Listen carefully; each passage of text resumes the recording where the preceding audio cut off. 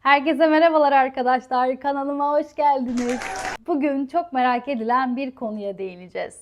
Yurt dışına nasıl geldim? Neden Kuveyt? İş başvurusu, mülakatlar, işe alım sürecim nasıl oldu? Ne iş yapıyorum ve ne kadar kazanıyorum?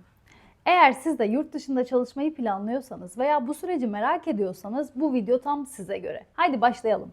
Hayallerimi gerçekleştirmek için çıktığım bu yolculukta her şey nasıl başladı biliyor musunuz? O zamanlar kendime sorduğum bir soru vardı. Bu şehir, bu düzen, bu hayat hepsi bu kadar mı? Hep isterdim daha iyi şartlarda çalışayım, daha mutlu olayım ama ülke şartlarında bu mümkün değildi. Bunu lisans mezunu biri olarak söylüyorum. Örneğin senelerce İngilizce eğitimi görmeme rağmen İngilizce bilgim gramerden öteye geçemedi. Bu nedenle otelci biri olarak otelin hep restoran kısımlarında çalıştım. Hizmet sektörü öyle bir şey ki bir kez içine girdiniz mi sizi adeta kendi döngüsüne hapsediyor. Öyle bir sektör ki her gün yeni bir rol üstleniyorsunuz. Bazen bir problem çözücü, bazen bir lider, bazen de sessiz bir gözlemci oluyorsunuz. Ve farkına bile varmadan her işi yapabilen birine dönüşüyorsunuz. Çünkü bu sektör size bir meslek değil bir yaşam biçimini öğretiyor. Yurt dışı iş ilanını gördüğüm zamanlar Türkiye'de sosyal medya danışmanlığı yapıyordum. 2 kafe, bir restoran özelinde. Aynı zamanda restoranda da çalışıyordum. Yani bir işim vardı ama düzenli değildi. Haftanın 6 günü fiziksel olarak bir işe gidip geliyordum. Haftanın her günü ise içerik üretip paylaşarak geçiyordu. Dijital pazarlamada asla izin olmaz, bilenler bilir. Etrafımdaki insanlar, özellikle annem hep kendi potansiyelinin farkına var kızım, ağzın güzel laf yapıyor, gir bir satış işinde çalış, kariyer yap ya da KPSS'ye hazırlan. Hep şey derdim, ya bir mucize olacak ya da bir mucize olacak. İşimi büyütme derdindeydim zaten. Danışmanlıklarımı artırıp şirket kurmakta hedefim. Sonra bir gün ailecek otururken bir iş ilanı annemin karşısına çıktı ve bana gösterdi. Maaş bile detaylar arasında yazıyordu. İnanmadık ilk çünkü profesyonel bir şirket maaş detayını asla yazmazdı. Ki bahsettikleri maaş Türkiye'deki asgari ücretin 5 katıydı. Yine de ertesi gün verilen numarayı aradım ve görüşmeye çağrıldım. İş yerimden izin alıp görüşmeye giderken nasıl korktuğumu hatırlıyorum. Hosteslik ilanının sadece kadınlar için olması, Türkiye'de kadınların karşılaştığı güvenlik sorunlarını düşündüğümde korkumu haklı çıkarıyordu. Ancak içimdeki maceracı ve risk almayı seven yanım asla beni durdurmadı. Korkumu cebime koyup kendime bir şans vermek için o görüşmeye gittim. Görüşme yapıldı. Hatta bir sonraki görüşme için ışık da yakıldı. Daha sonra ajans müdürüyle tanışmak için görüşmeye çağrıldım ve bir toplantı gerçekleşti. Fakat kalacağımız yer bilgisi, nerede çalışacağımız, ne ile işe gideceğimiz her şey çok karışıktı. Doğal olarak hala içimde bir korku vardı. Daha sonra ajansın mülakatını geçen kızlar özelinde bir WhatsApp grubu açıldı ve online bir mülakat için belli bir tarih verildi. Şirketin CEO'su ve operasyon müdürünün yapacağı bir mülakat. Pek tabii İngilizce gerekiyordu fakat benim sadece temel İngilizcem vardı. Derdimi anlatabilecek kadar. Ve o tarih geldiğinde çalışıyordum. Görüşmeyi bir gün sonra zannediyordum. Ve o gün olduğunu öğrenince kendimi tanıtan İngilizce bir yazı yazdım. Aşırı heyecanlıyım. Arandım ve güler yüzümü eksik etmeden, sözlerini kesmeden, güzel enerjilerle mülakatı tamamladım. Mülakatta iş deneyimim, yeteneklerim ve neden Kuveyt'te çalışmak istediğim soruldu. Çok uzun sürmedi ve sonra kabul edildiğim haberi geldi. İngilizce öğrenme kabiliyetiniz biraz da telaffuzdan olsa gerek diye düşündüler ki beni işe aldılar. Pasaport ve vize işlemleri süreci başladı ve benim cebimde o kadar para olmadığı için 2 senelik bir pasaport çıkarttım. Ve bu pasaport bilgisiyle ajans vizeye başvurdu ve vize reddi geldi. Sebebini daha öğrenmediğim o 2 saat o kadar kötü oldum ki yeni yollar aramaya başladım. Daha önce başvurduğum ama yurt dışı mülakat sonucunu beklediğim için bir iş başvurumu askıya almıştım. Cevap gelir gelmez döneceğimi söylemiştim.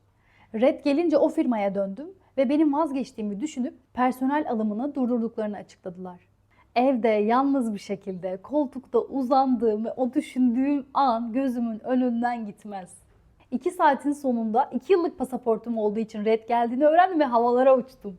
Bir daha pasaport çıkartmak zorunda kaldım ve ajans vizeye başvurdu ve gerekli ödemeleri de şirket karşıladı. Gerekli belgeleri hazır ettikten sonra da konsolosluğa teslim ettim.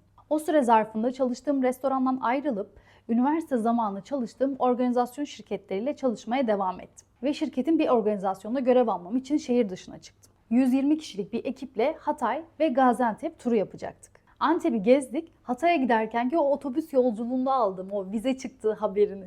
Ve Hatay'a ulaştığımızda yemeğimizi yiyip kalacağımız otele gittiğimizde herkes rahatsızlanıp hastaneye götürülüyordu. Ve aralarında ben. Yediğimiz yemekten zehirlenmiştik ve 2 kez serum aldığım halde o sorumluluk bilinciyle hala çalışmaya çalışıyorken hastanenin kapısında supervisorlık teklifi aldım.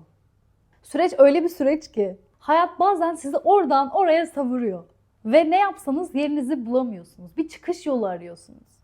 Tam o beklediğiniz haber geliyor ve dünyanız değişiyor. Gariptir, o ilk ışık yandığında ardı sıra diğer kapılar da açılır. Ve bir anda karanlık günlerin aslında sizi bugüne hazırladığını fark edersiniz. Her neyse, o işe başvuranlar arasından ben dahil 4 kişilik bir kız grubuyla 6 aylık sürecin sonunda uçak biletlerimiz alındı ve Kuveyt'e geldik. Valizlerimizden daha ağır bir yük taşıyorduk aslında. Korku ve endişe. Uçağın kapıları açıldığında içimizdeki o korku ve heyecan sıcak havayla birlikte yüzümüze çarptı. Bilmediğimiz bir ülkeye, hiç tanımadığımız insanların arasına adım atıyorduk. O soğuk ışıkların altında adeta bilinmeze yürüyorduk. Derken elinde isimlerimizin yazılı olduğu pankartla bizi karşılayan bir yabancı yüz gördük. Ve o an içimizdeki o karmaşa yerini garip bir rahatlamaya bıraktı. İşte o pankart belirsizliğin ortasında ilk güvencemiz oldu. Araca bindiğimizde hala içimizdeki düşünceler susmak bilmiyordu. Nereye geldik, ne yapıyoruz, doğru bir karar mı verdik? Belki hepimiz aynı şeyleri düşünüyorduk ama birbirimize söyleyemedik. Arabadan inip kalacağımız yere vardığımızda odaları gezdik, servislere göz attık, sim kart çıkarttık. Yani yeni bir hayata alışmaya çalışıyorduk. Sanki bir rüyanın içindeydik ama her şey bir yandan da o kadar gerçek ki. Ertesi gün etrafı keşfetmeye çıktığımızda her adımımız bizi yeni bir bilinmeze sürüklüyordu. Ne yapacağımızı bilmeden bir düzenin içine adım atmıştık. Bu düzenin bizim için ne kadar büyük bir dönüşüm başlatacağını o an bilemezdim. Daha sonraki gün ise operasyon müdürüyle tanışmak için çalışacağımız yere gittik. Girdiğimiz şirketin büyük bir şirket olduğunu, bir sürü restoranı, kafesi ve eczanesi olduğunu öğrendik. Bizimle yüz yüze görüşmeden bizi bir yere yerleştiremedikleri için net bilgi alamamıştık. Rahatladık açıkçası. İş kıyafeti alışverişi yapıp hemen ertesi gün işe başladık. Ve böylece bizim için Kuveyt serüveni başlamış oldu. Yurt dışında çalışmak ve farklı yaşam tarzlarını denemek benim için her zaman ilgi çekici bir fikirdi. Yani Kuveyt'e gelmek hayatımın en iyi kararlarından biri oldu. Türkiye'deki hayatımı geride bırakıp yeni bir kültür ve iş dünyasıyla tanışmak heyecan verici olduğu kadar zorlu bir deneyim. İş başvuruları, vize işlemleri ve mülakat süreci gibi konuların her biri ciddi bir planlama ve sabır gerektiriyor. Bu konu başlı başına ayrı bir video olmayı hak ediyor. Çünkü paylaşacak çok fazla deneyimim ve verecek çok fazla tavsiyem var. O yüzden bu detayları başka bir videoda ele alacağım. Eğer bu süreçle ilgili merak ettikleriniz varsa yorumlarda bana yazabilirsiniz. Şimdi gelelim neden Kuveyt? Kuveyt'i tercih etmemin birkaç nedeni var. Aslında bu kararı aldığım dönemde seçim yapma lüksüm pek yoktu. Hangi ülke olursa olsun yurt dışında yaşama ve çalışma fikri her zaman cazip bir fikirdi. Özgürlükçü bir ruhum var, evet. Ancak karşıma çıkan bu fırsatı alışılmışın dışında olduğu için reddetmek istemedim. Evet, Kuveyt bir Orta Doğu ülkesi ve kültürel yapısıyla karakterime oldukça zıt bir yapıda. Ama burada önemli olan ülkenin adı ya da konumu değil, yurt dışında yeni bir yaşam kurma fikriydi. Bununla birlikte Kuveyt'in sunduğu bazı avantajlar da dikkatimi çekti. Öncelikle ülkenin güçlü ekonomisi, iş imkanlarının çeşitliliği. Kuveyt, Orta Doğu'nun önemli ticaret ve iş merkezlerinden biri. Uluslararası şirketler burada fazlasıyla aktif. Bu da benim gibi profesyoneller için çok fazla fırsat sunuyor. Ayrıca yaşam standartlarının yüksek olması ve maaşların Türkiye'ye oranla çok daha iyi seviyelerde olması kararımı etkileyen faktörler arasında. Bir başka önemli nokta ise Kuveyt'teki açık iş gücü ihtiyacı. Pek çok sektörde uzmanlaşmış personellere ihtiyaç duyuluyor. Bu da yurt dışına çalışmayı planlayan biri için gerçekten büyük bir avantaj. Bunun yanı sıra iş kültürü de dikkatimi çekti. Türkiye'de edindiğim iş deneyimlerini burada değerlendirebileceğime ve kendimi geliştirebileceğime inanıyordum. Bu düşüncelerle yola çıktım ve Kuveyt'i seçtim.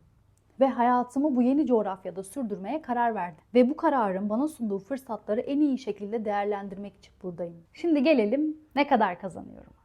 Bu soru sıkça soruluyor. O yüzden maaş konusuna biraz değinmek istiyorum. Kuveyt'te maaşlar Türkiye'ye kıyasla oldukça yüksek. Ancak bu tek başına yanıltıcı bir bilgi olabilir. Çünkü burada maaşlar milliyete, deneyime ve çalıştığınız sektöre göre değişiklik gösterebiliyor. Örneğin bazı sektörlerde maaşlar oldukça yüksekken bazı sektörlerde ortalama seviyelerde kalabiliyor.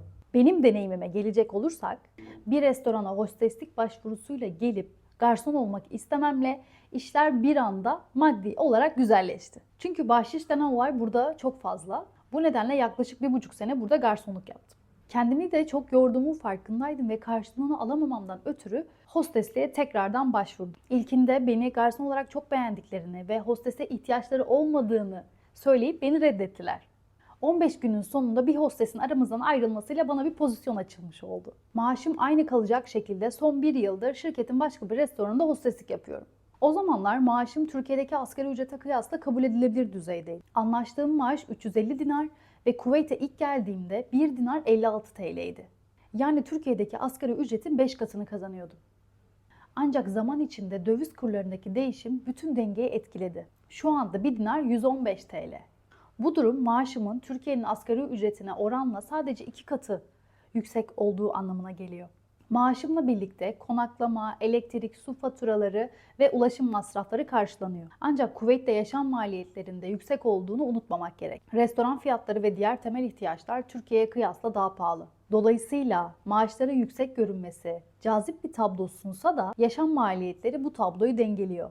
Sonuç olarak Kuveyt'te yaşam ve çalışma, döviz kuru avantajı ve maaş seviyeleri açısından avantajlı görünebilir. Ancak bu avantajların yaşam maliyetleriyle birlikte değerlendirilmesi daha gerçekçi bir bakış açısı sunar. Sonuç olarak yurt dışında çalışmak özellikle Kuveyt gibi bir ülkede size çok farklı avantaj sunuyor. Çünkü Kuveyt'e taşınmam hem kişisel hem de profesyonel anlamda bana çok fazla değer kattı ve dönüştürdü. İş başvuru süreci zorlu olsa da sonunda tüm çabaların karşılığını almak gerçekten çok güzel.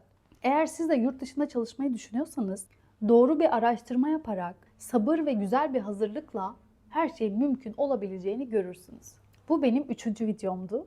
Diğer videolarıma da göz gezdirebilirsiniz. Ve bu video hakkında sorularınız varsa yorumlarda bırakmayı ve abone olmayı unutmayın. Bu süreçle ilgili daha fazla içerik paylaşmaya devam edeceğim.